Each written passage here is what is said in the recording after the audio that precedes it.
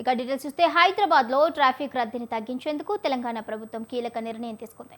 MMTS రైళ్లలో మహిళలు పురుషులు అనే తేడా లేకుండా అందరికీ ఉచిత ప్రయాణ సౌకర్యం కల్పించాలని యోచిస్తోంది. తెలంగాణ ఆవిర్భావ దినోత్సవమైన జూన్ 2 నుంచి ఈ పథకాన్ని ప్రారంభించేందుకు సన్నాహాలు చేస్తోంది. సీఎం రేవంత్ రెడ్డి కూడా ఈ ప్రతిపాదనకు పచ్చజెండా ఊపారు.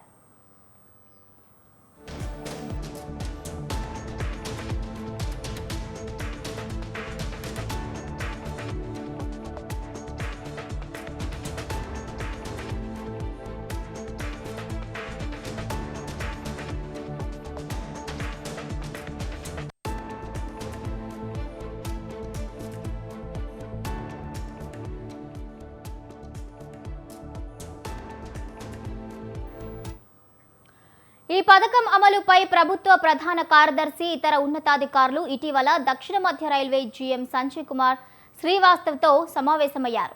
ఏడాది పాటు ప్రయోగాత్మకంగా దీన్ని అమలు చేసి ఫలితాలను బట్టి కొనసాగింపుపై నిర్ణయం తీసుకుంటారు.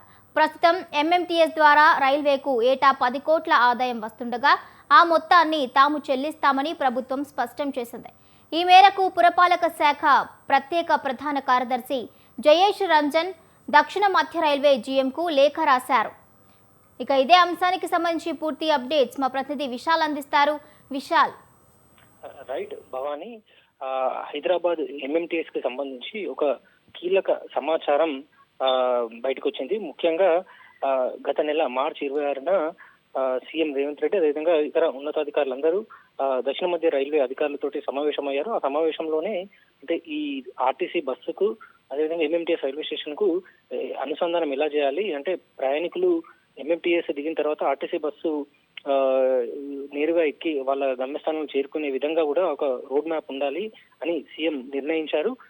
గతంలోనూ సీఎం రేవంత్ రెడ్డి ఈ ఎంఎంటీఎస్ లు ప్రస్తుతం కొంత సిటీ ప్రాంతాల్లో కొంత దూరంగా ఉండడము, దానికి లింకింగ్ లేకపోవడము, లాస్ట్ మైల్ కనెక్టివిటీ లేకపోవడం అనేది కొంత ప్రయాణికులని ఎంఎంటీఎస్ కి దూరం చేస్తుందని కూడా భావించారు. ఇక అందులో భాగంగానే తాజాగా జరిగిన సమావేశంలో ఒక ఎంఎంటీఎస్ ని పురుషులకు అదేవిధంగా మహిళలకు ఉచితంగా ఇవ్వాలని ప్రభుత్వం నిర్ణయం తీసుకున్నట్టుగా కూడా తెలుస్తుంది. అయితే ఈ ప్రతిపాదనలను ఒక దక్షిణ మధ్య రైల్వేకి పంపించాల్సి ఉంటుంది.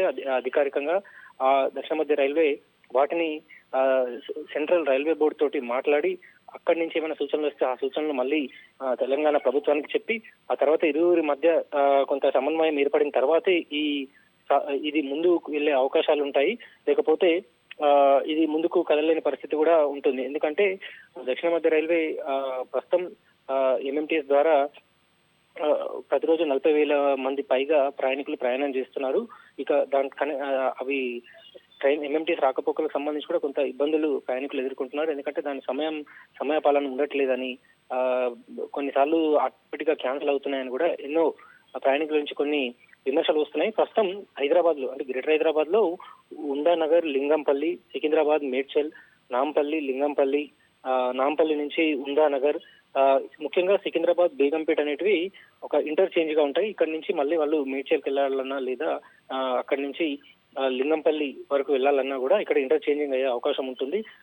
ప్రస్తుతం ప్రతిరోజు 40,000 మంది పైగా ప్రయాణం చేస్తున్నట్టు కూడా లెక్కలు చెప్తున్నాయి. అయితే ఎంఎంటీఎస్ చాలా తక్కువ ధరతోటే ఉంటుంది.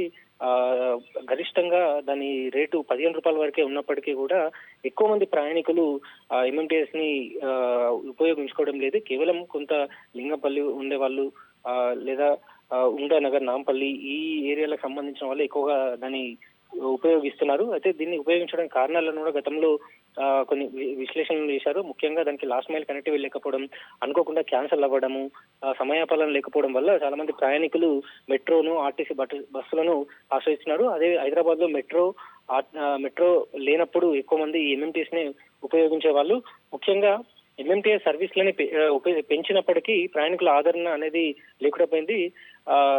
ప్రస్తుతం సికింద్రాబాద్ నుంచి గట్కేసర్ కి అంటే చెర్లపల్లిలో రైల్వే టెర్మినల్ ఏర్పాటు అయినప్పటికీ కూడా సికింద్రాబాద్ నుంచి గట్కేసర్ కి ఎంఎంటీఎస్ కనెక్టివిటీ కూడా లేదు. దీంతో అటు చెర్లపల్లి రైల్వే టెర్మినల్ కి వెళ్లవలసిన వాళ్ళు కూడా చాలా ఇబ్బందులు పడాల్సి వస్తుంది. బస్సులలో, క్యాబ్లలో వెళ్లాల్సి వస్తుంది. దీన్ని కూడా ఇలాంటి కొన్ని చిన్న చిన్న ఇబ్బందులని సమస్యలని పరిష్కరిస్తే కొంత ఎంఎంటీఎస్ మరొకసారి ప్రయాణికులకి ఉపయోగకరంగా ఉండే అవకాశం ఉంది. ఖచ్చితంగా ఈ నిర్ణయం కొంత హర్షించదగ్గింది అన్నట్టుగా కూడా ట్రాన్స్పోర్ట్ విశ్లేషకులు చెప్తున్నారు. ఎందుకంటే ఎంఎంటీఎస్ సేవలను ఆర్టీసీని అనుసంధానం చేయాలి. అదేవిధంగా భవిష్యత్తులో ఈ మెట్రో, ఆర్టీసీ, ఎంఎంటీఎస్ 3 అనుసంధానంగా ఒకటే కనెక్టివ్ అనే ఒకటే టికెట్ తోటి మూడిట్లో వెళ్లే విధంగా కూడా ఏర్పాటు చేస్తే అది ఇంకా కనెక్టివిటీగా ఉంటుంది. ట్రాన్స్పోర్ట్ మొబిలిటీకి కొంత ఉపయోగపడుతుందని కూడా విశ్లేషకులు చెప్పారు. ప్రస్తుతానికైతే ఒక ముందడుగైతే పడిందని చెప్పుకోవాలి. అయితే దీన్ని ప్రస్తుతం ప్రతిపాదన దశలో ఉంది. ఇది కేంద్ర ప్రభుత్వం దగ్గరికి వెళ్ళాలి, అక్కడి నుంచి వాళ్ళ సూచనలు రావాలి. అదేవిధంగా ఒకవేళ ఫ్రీ అన్న తర్వాత ఇంకా ఎక్కువ మంది ఎక్కే అవకాశం ఉంటుంది. కాబట్టి ఆ యావరేజ్ తీసుకొని ఎంత అమౌంట్ రాష్ట్ర ప్రభుత్వం నుంచి ప్రతి ఏడాది తీసుకోవాలి అనేది ఒక లెక్కలు, ఒక ఒప్పందాలు రాసుకోవాల్సి ఉంటుంది. ఇవన్నీ అయిన తర్వాతనే ఈ ప్రాజెక్టు అదే ఈ ఫ్రీ అనేది బయటకు వస్తుంది. Bhavani. Right, thank you Vishal, thank you for the updates.